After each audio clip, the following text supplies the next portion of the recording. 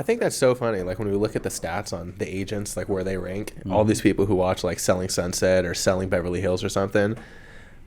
I get it. It's a great show. But those agents really do not compare to some of these agents here in the Silicon Valley. Not even close to the standings. Absolutely. I saw the list and I was going down like, top 100. And I was like, keep going down, keep going down, keep going. I'm like, oh, there's the Oppenheim group.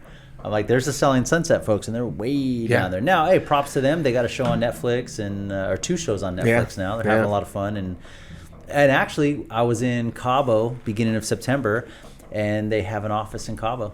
Really? And they're representing a lot of new construction and luxury properties down there. So, isn't Keller Williams one of the few real estate companies that have offices worldwide?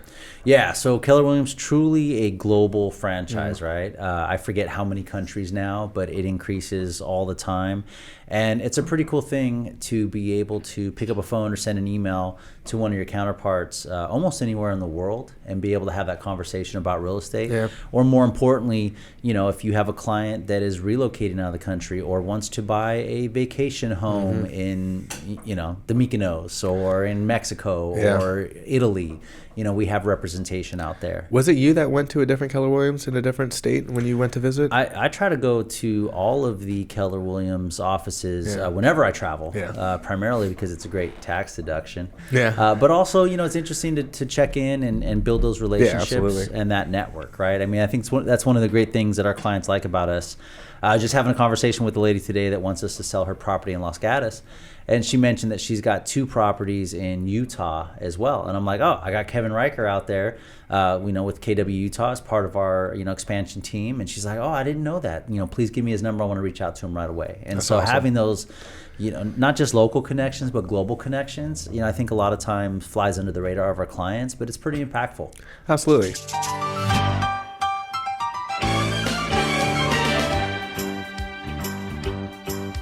It's a rare condition this day and age to read any good news on the newspaper page. And love and tradition of the grand design, some people say it's even harder to find.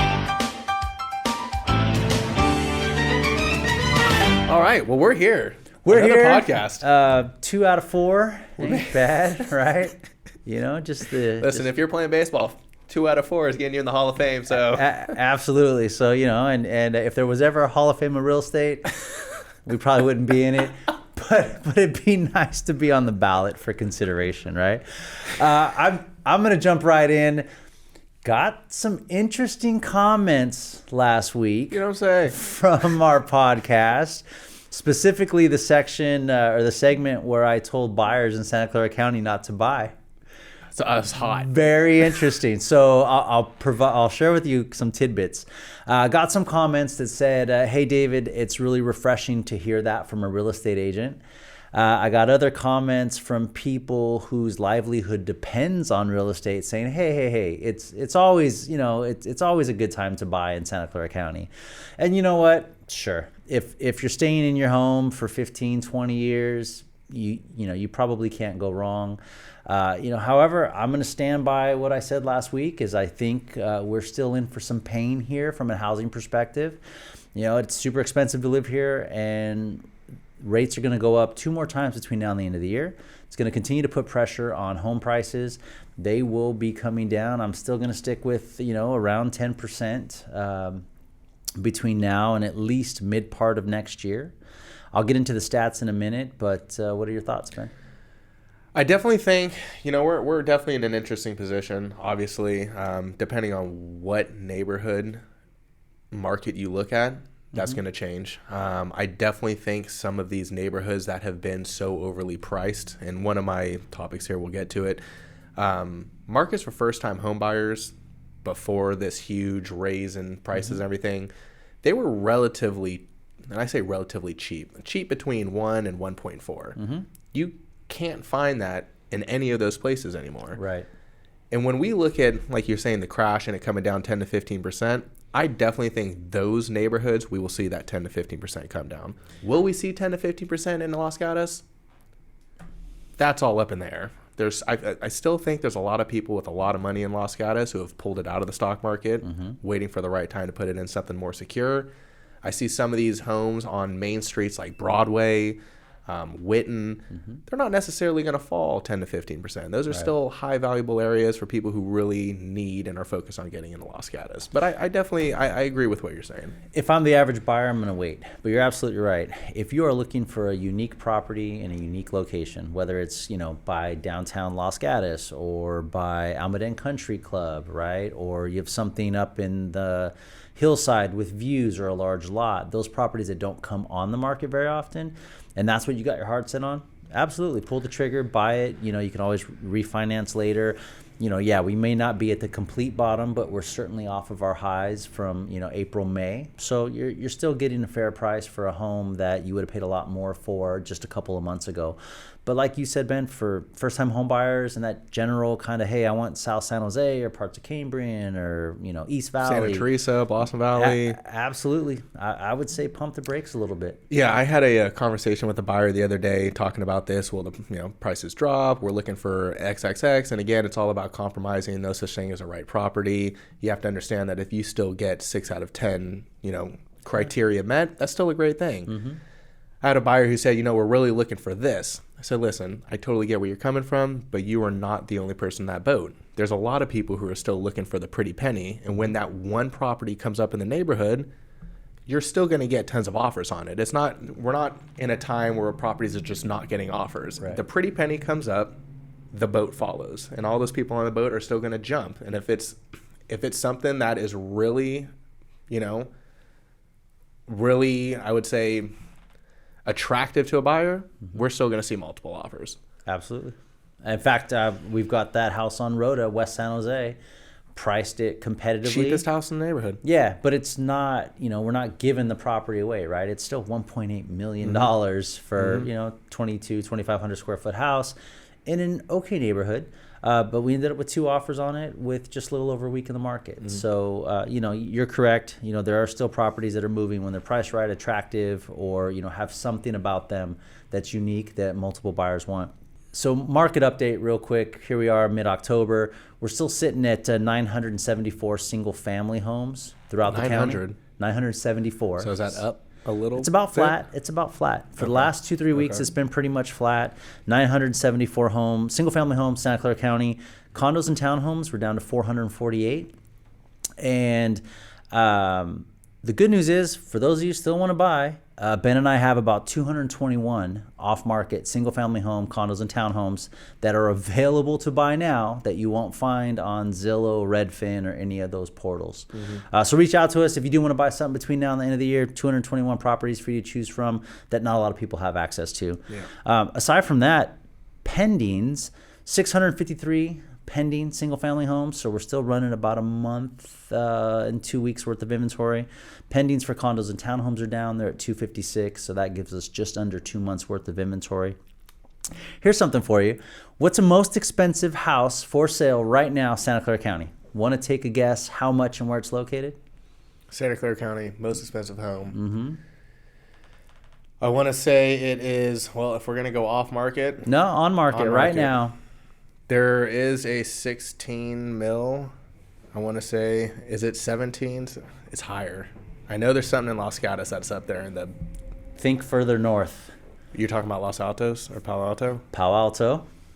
Wow, I can only imagine. What is it? 22.5. $53 million. It's Can beautiful. We have a number on what the property tax is for that? Sure. Yeah.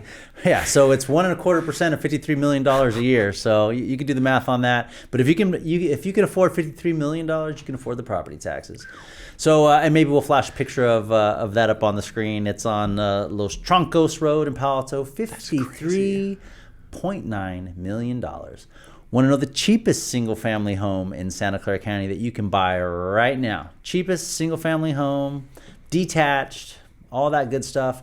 So we went from North County. I'm going to say Hollister. Well, that's San Benito County, not Santa Clara County. Okay, Gilroy. Know your counties. The cutoff. There you go. So what are we saying? Something crazy like 400 and something thousand? Pretty close, man. On Rosanna Avenue in Gilroy, there is a $479,000 house for sale. Now, this house is not move-in ready. In fact, you can't get traditional financing on it. A lot of people, when they see a house like this, a inexperienced agent will tell them, "Oh, you need all cash to buy it," right? Because agents don't understand that there are actually loan programs out there that allow you to rehab a property.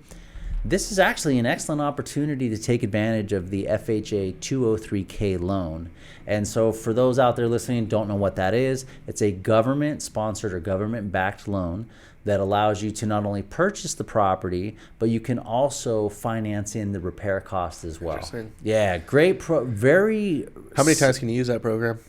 You can use it over and over again. Really? Yeah, absolutely. Wow. There's a couple of caveats. You can have some mortgage insurance, and they monitor the money that's spent for repairs. There's a draw system, all that good stuff. It's seldomly used. It's an excellent program. And the nice part is once you're done, you can refinance out of there and take advantage of that sweat equity and possibly get a lower rate. So great. And you can get in for like 3.5% to 5% down. So incredible program, all the way down in Gilroy, $479,000. So that's one of the fascinating things about our valley is you can get a $500,000 house in Gilroy, or you can get a $53 million house, a half hour away, 40 minutes. Insane. Yeah, crazy stuff. Okay. All right. So let me ask you here a question. We briefly mentioned at the beginning of this that Marco's a property management company. Obviously, you're heavily involved in that. I had a question come in this week from a seller, potential seller. They asked, in a shifting market like this, what do people do with their secondary homes? Do they keep it? Do they sell it, refinance, or do they use it for a rental property? I'd use it for a rental property, right? Interest rates are going up. So if you sell a second home, you have potential capital gains liability, right? Provided you've gained equity over time, because you don't get the $250,000, $500,000 capital gains exemption. We'll go into that next. On a second home, because it has to be your primary for 2 out of the last 5 years. So most instances, there could be tax implications for that. So if it's me right now, I'm going to rent it out. I think we spoke on the last podcast that rents are up 16% year over year nationwide, and as high as 33% in some places. So, and I feel like investors are kind of now shifting over to that. Instead of buying to flip, they're buying to rent out. Yeah, so buy and hold, right? That if I had cash, a lot of cash on hand, I'd be buying, multifamily properties, investment properties. So would you think about refinancing it at all, or do you just leave it as is? Obviously, interest rates are up, but okay. No point in refinancing unless I had to pull cash out for some reason. But even then, if I need cash out of a home right now, I'm probably going to do a home equity line of credit on my primary residence, right? No need to refinance cash out and give up that great interest rate that you have right now. Yeah. Okay. So you kind of touched on it there in the middle of it. There's a $250,000 exemption and there's a $500,000 exemption. Both can be taken advantage of if you live in the property and use it as a primary residence for 2 out of the 5 years before selling it. The only way it can be $500,000 exempt is if both couple in the property are writing their taxes and submitting taxes together at the end of the year. Yeah, so typically married or domestic partners. Correct. And then if you're single, $250,000 you can take advantage of. When that is the case, how do you think that affects first-time home buyers going into so in a shifting market like this, should a first-time home buyer be looking at what they can take advantage of within the next 5 years to try and resell and buy up? Or do you think that this next shift or next market cycle is going to come after the 5 years? We're going to have this shifting market, it'll probably last somewhere between 1 to 2 years. Right? Would you suggest people take advantage of it, though, if they can get $250,000 out of the property right now and buy into something else? Or would you wait for the market to come back up? I'd wait, because if you buy something right now, you're going to be paying 7% interest, right? I mean that's why, and I'll transition into this. Right now we have 974 single family homes on the market. It is going to be like this for most of next year. What has happened is interest rates have gotten so high that a lot of buyers can't afford to buy. But the other side of that is sellers cannot afford to sell. Because why am I going to sell and give up my 2.75% interest rate to take on a larger mortgage at 7%? It just doesn't make sense. So what's going to happen is we're going to have this gridlock where we're not going to see a surplus of inventory next year. So if we're at 974 right now, I would be surprised if we hit 16 to 1800 by June of next year, which is typically where we peak in those summer months. There's not going to be a lot to choose from next year. However, there's also not going to be a lot of buyers in the marketplace. So we're not going to have this, and that's why I say prices aren't going to crash, but they will correct probably another 10%, because there aren't enough homes to saturate the market to drive down the price more than that. But like I mentioned last podcast, beginning of this one, I still think you wait until first quarter, second quarter of next year if you're going to buy, because you will get a slightly better deal. $1 million now it's down to 900,000, or 1.5 down to 1.35. Sure, you're going to pay a little more on the payment, but like I said last week, overpaying for a house is forever. Overpaying for an interest rate is not. I believe by the end of next year we will start to see some relief in interest rates. But I do believe between now and the end of the year, it's going to be up over 7%, maybe 7.5%, which I would have never thought we would have surpassed 7. So we'll see what happens. Okay. All right. Well, I have a Mustache Market Minute. And shout out real quick to all the people who searched up on YouTube Mustache and they clicked on our videos. We appreciate the love for the hair above. So yeah, 5% of the viewers that found our podcast did it based on the search mustache. So can you imagine they're looking for cool mustaches, search it up, and then they land on a real estate podcast? But hey, probably got some good information out of it. All roads lead to all things real estate. Exactly. Okay, so for today's Mustache Minute, we have a question that was previously asked in another podcast, but again, we keep getting more viewers, so I feel like these questions come back up. Can I back out of a contract? Now, a contract is a binding contract unless you have contingencies in it. And again, once your earnest money deposit goes in, which is 3%, and the reason it's 3% is that's what the sellers can take for liquidated damages. Very good. Once you put in the 3% deposit, go into contract, the only way you can back out of it is through a contingency. Yes, but... That look. Say it. What are you thinking? That is true. Or if the seller, after you're in contract, discloses something new about the property. That is correct. Anything that is disclosed after getting in a contract allows up to 3 days of conversation before continuing or backing out. Absolutely. It has to be a material fact that could adversely affect your decision to buy that property or buy it at the negotiated price. Correct. So again, to answer the question, those are the two ways to back out of a contract. And again, contingencies, obviously we've been in a market where contingencies haven't really been a big thing. No one really thinks about writing it. A lot of agents don't even feel the need to write it or even guide their buyers to writing it. Contingencies now are slowly coming back, but there still are times to use contingencies and times to not use contingencies. Yeah. And again, this is like going back to what you were saying about, where the corrections are going to be in our market. Hot property pops up in Los Gatos, all the inspections are taken care of, recent solds on that same street, you got a fully pre-approved buyer for X amount of money.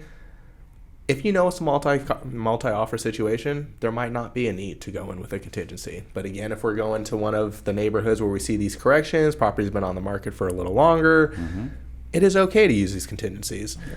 Just going to run down them real quick again. There's a loan contingency, which is based on what the lender is going to lend money for. If your property appraises under value, that's what you get the loan for. You have your inspection contingency, which again, an inspection contingency is a common misconception, I think, in our market right now, where buyers feel like if the inspection is already there, you don't need to write one.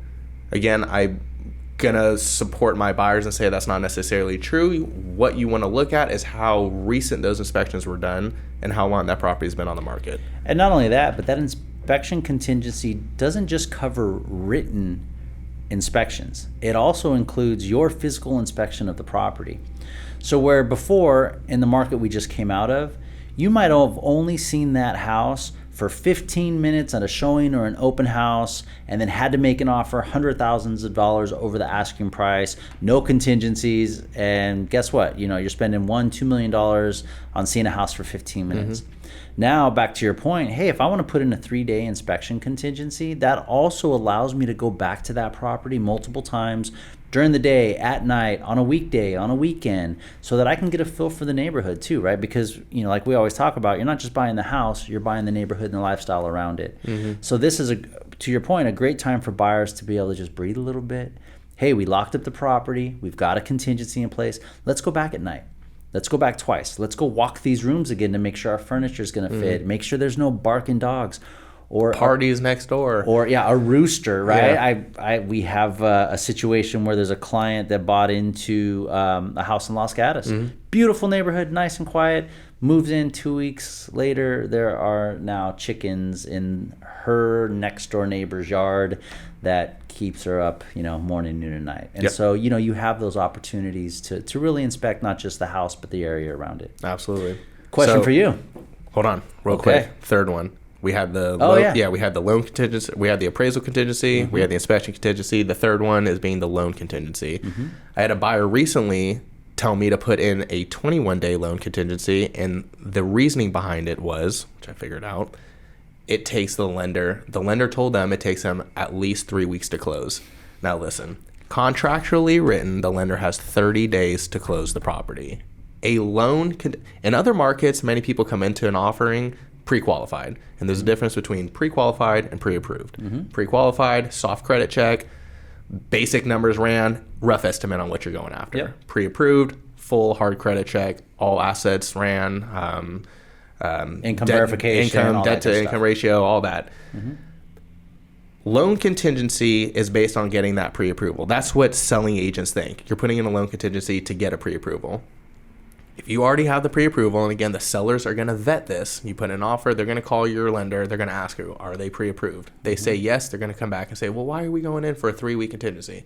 Loan contingency is based on getting a pre-approval for the price point. It has nothing to do with them closing the deal.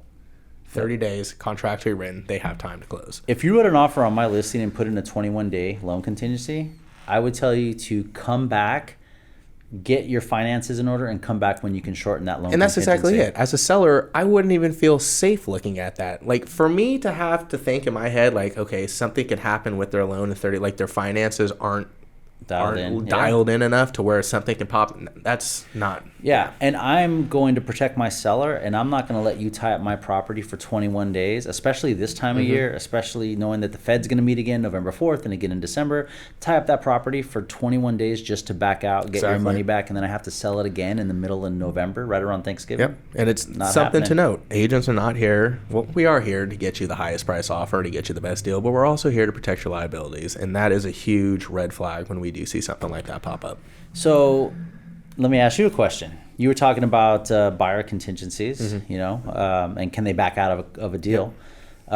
What happens on a seller? Can a seller back out of a deal once they enter into contract with the buyer? The seller cannot back out of a deal. Final answer.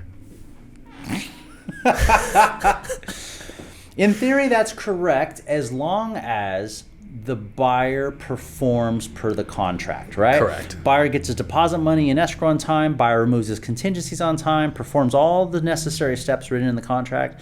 Seller cannot back out. We would get this a lot, in the last market cycle, because we would accept a great offer, and then somebody comes along and writes a backup offer $50,000 higher, and the seller's like, well, can't we just kick out that first buyer? And the reality is no. And furthermore, in California, it is extremely hard to get a buyer out of contract, even if they are late on removing contingencies, even if they are late on closing escrow. Basically, California law says, hey, if the buyer is making a good faith effort to close escrow, then guess what? Seller, you got to play along. So difficult to get a seller out of contract, buyer out of contract if you're the seller, as long as the buyer performs. And furthermore, extremely hard in California to hold on to a buyer's deposit. A lot of times sellers will just say, oh, well, if they want to back out, let them, we'll keep their money. It's not that simple. There is a mediation and arbitration process that you have to go through. And not only that, you're losing time and energy. You really have to, the seller really has to show that there are true damages involved in order to keep some or all of that deposit. Now, in a market like this, might be easy to show damages when you're in a market that is depreciating, right? Well, it's funny you say that because we had the example that Mark Miano brought up a couple weeks ago where there was a buyer who backed out of contract, was in contract, backed out. They got dinged for their earnest money deposit, and then the sellers went after and tried to sue the buyers based on the loss that they're taking on the new accepted offer. So accepted an offer, let's just use whole number, October 1st. Accepted an offer, backed out 3 weeks later, put it back on the market. Market has crashed. November 1st, they received an offer $100,000 less. They're going after the buyers now for the loss of money. So it is a very emotional situation when it comes to... I'll say good luck getting that. They've got a better chance of getting the 3% earnest money deposit than because our contract is pretty clear and says maximum damages cannot exceed 3%. That's the liquidated damages clause in our contract. Both parties sign. So gonna be tough. Yeah. Unless there was some sort of fraud or shenanigans that the buyer was doing, it's going to be hard to go after more than 3%. But hey, it's California. Anybody can sue anybody. Very emotional state. Yeah. One more thing real quick before we head out of here. Another question came up with a buyer this week. They went from looking at properties within the city of San Jose to looking at properties in the mountains, Scotts Valley. Now, when they came in pre-approved with, the way we do our pre-approval process, we focus on what you want your monthly mortgage to be. Then we'll work off that. Okay. They wanted their monthly mortgage to be, let's just say, $5,000 whole number. Now, inside the city, insurance and everything lines up to it. But once you get into the mountains or once you get into areas where you're in a hazardous zone, your insurance goes up. Absolutely. Always recommend buyers who are listening to understand that if you are looking in an area where there is flood, landslide, fire, earthquake, check and quote insurance rates with an insurance representative, because that is going to adjust or readjust the amount you're going to be paying per month. And more importantly, work with an agent that understands mountain properties, because guess what? You probably have a septic system. You may not get cell phone service. You're probably going to be on propane because you don't have natural gas lines out there. So there's a whole list. And guess what? Do you know what a septic inspection is or leach fields are? That sort of thing. So it's important that you work with agents that understand mountain property, and ask for proof, right? I mean, because you can move out there and think it's the greatest thing, and then, hey, power goes out 8 times a year. Did you know that? Maybe you should have gotten a generator or solar or something like that. So all those little things that you don't think about when you're buying in the city, you need to consider when you're buying mountain property. Yeah. Who you work with matters. Who you work with matters. And on that note, I don't think this podcast is going out before our movie night, so we appreciate everyone who came out to the movie night to support. Halloween ends. Great movie, maybe. It's got to be good. But even if it's not a great movie, it's going to be a great time because we are, there's 100 people that are friends, family, clients of ours, and just being able to kind of hang out and spend time with them is pretty incredible. We look forward to doing it again sometime around the holidays. We'll do something family friendly instead of scary. Yeah. So you can bring the kids. And then I know sometime in the next 3 to 6 months, we're going to do another casino night, which if you didn't make our last one, it's fire. It was a great time. So, all right, well, I think that's it. On behalf of Jeet Jobs, Mark Von Canel, and Veneers Durbacher. Yeah, and Veneers Durbacher, thanks for listening. We'll see you next time.